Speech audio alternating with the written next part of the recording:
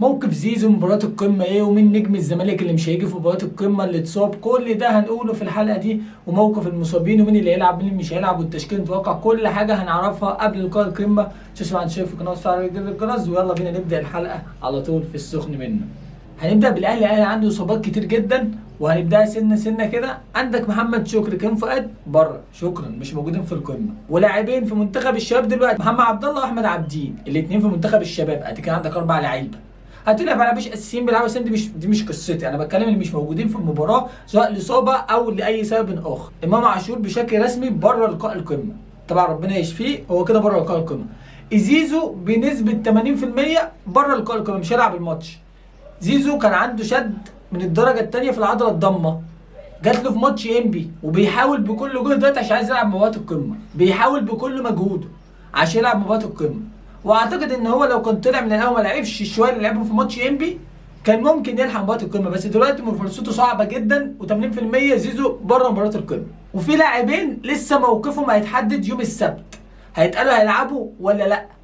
اشرف داري وقفشه الاثنين عندهم اصابه وممكن يلعبوا في التمرين، خدوا جزء من التمرين في الايام اللي فاتت، وبيتقال ان هم هيعملوا اشعه ثانيه النهارده، وعلى اساس يتحدد هل هم هيقدروا يشاركوا في اللقاء ولا لا.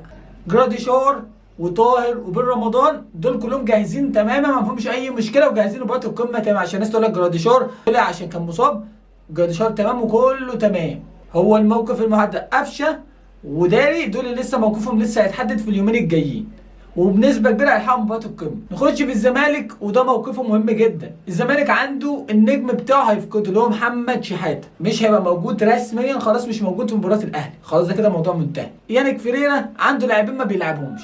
الباك اليمين اوشيمانج ده ولا اسمه ايه اللي جاي من بره، الباك اليمين اللي جاي من افريقيا. وعندك سيف الجزيري بسبب المشاكل اللي عملها معاه، وان مرتضى صبحي دخل قعد، مع ان اللاعب اعتذر له، بس هو خلاص مش هيحطه في الحسابات، خلاص كده شكرا. سيف الجزيري بره الزمالك كده كده اصلا، عاجلا او اجلا هو ماشي من الزمالك. دول اللي مش موجودين، وشحاته هيبقى معاهم، دول الثلاث لعيبه موجودين في الزمالك. فالاهلي عنده غيابات كتير جدا عن الزمالك.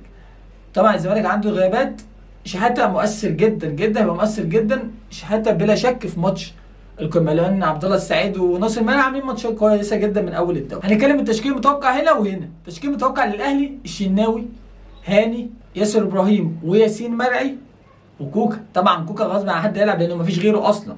ديانج ومروان عطيه، وهيلعب بن رمضان وتريزيجيه وطاهر وجراديشار. في لاعبين 2 بيتقال كلام جوه النادي الاهلي ان هم احتمال يبداوا اساسيين، زي حسين الشحات وشريف، برغم ان هم مش في احسن حالاتهم خالص، عشان هم يعني برغم ان هم تعبانين خالص من اول الموسم، بس بيتقال ان هم كعبهم عالي في مباراه الاهلي والزمالك، فده لسه بيتاخد فيه قرار. تشكيل بقى الزمالك المتوقع، تشكيل الزمالك المتوقع هو صبحي، عمر جابر، اسماعيل، حسام عبد المجيد، بنتايج، فتوح طبعا شوربه في المخلل خالص. وعندك طبعا خط وسط اللي هو بالنسبه لي اقوى حاجه، خط الوسط في الزمالك.